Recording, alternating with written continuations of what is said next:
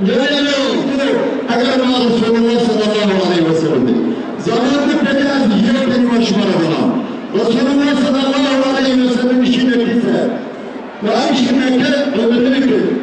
خدای دیگر مشرک و انگل کرد رسول الله صلی الله علیه و سلم صحابه کرد عام کرد Recep dibem sende çıkmasın ve Afganistan'ı edbe bu Pakistan'ın havana beni bağırıyorum bilin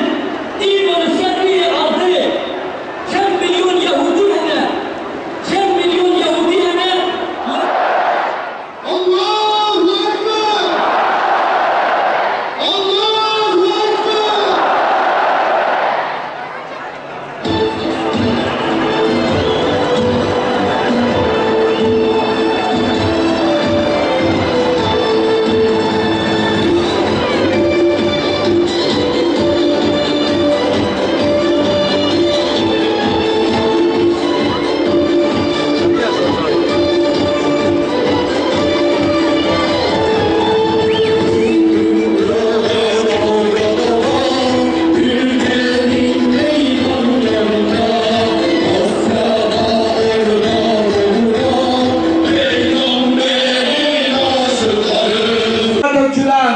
kahraman ümmetin kahraman evlatları gibi biz de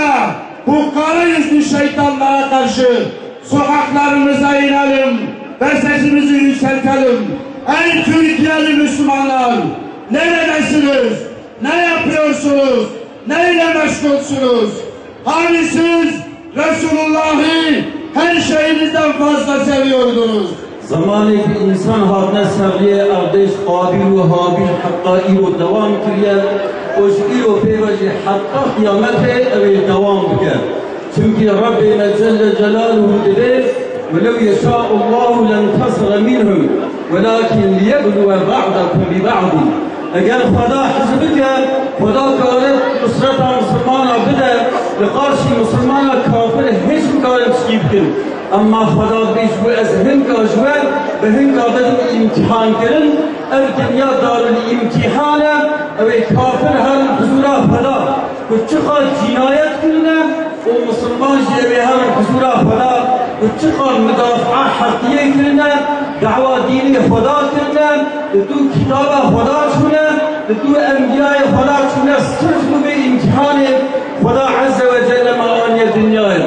خدا سفر اسلامی سرکس مکه حاکم خدا عز و جل چراغان رؤسای دولت اسلامی هنگ هاتنا خواپاندن به یهودیه و به خریستیانا خداوانی هشیار که اگر هشیار نکن خدا اقتدار که دست متقی انسان دیندار انسان خودتر